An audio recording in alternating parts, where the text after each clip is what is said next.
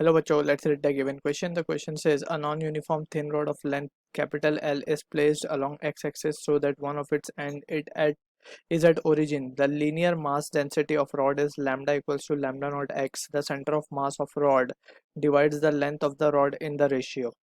So basically we are interested in calculating or locating the center of mass. So about center of mass हम क्या लिख सकते हैं?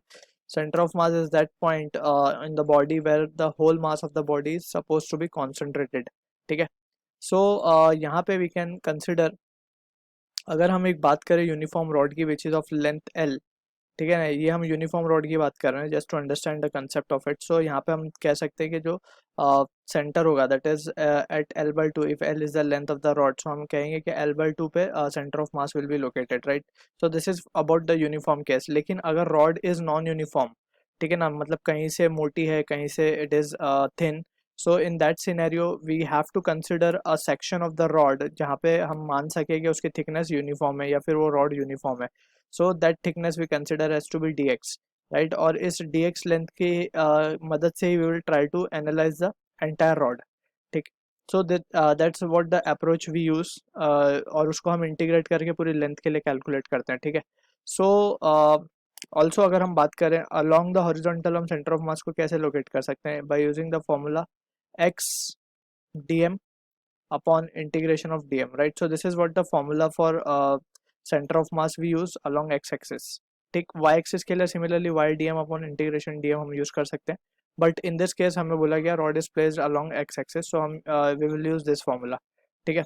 अब we have been given with the linear mass density, that is mass per unit length. So इसको हम क्या लिख पाएंगे? We can say dm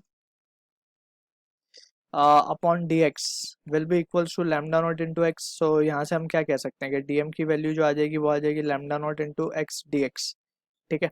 अब we can directly write x c o m को हम क्या लिख पाएंगे? We can say we need to integrate the value. अगर हम मान ले कि ये रॉड हमने कंसिडर की है ऑफ नॉन यूनिफॉर्म थिकनेस, सो हम एक ऐसा सेक्शन मानेंगे ऑफ विड्थ डी एक्स जहाँ पे हम कह सके कि ये रॉड यूनिफॉर्म नेचर की है. And in that scenario what we can write is we can say कि we will integrate it from 0 to L, ठीक है ना. So lower limit will be 0 and upper limit will be L, और यहाँ पे आ जाएगा एक्स डी एम. अब डी एम जो मिला हमें, we will substitute that value, ठीक. So from this upon integration, यहाँ पे भी जो integration we will use it of d m mass, right. So from this situation अब हम क्या लिख सकते हैं?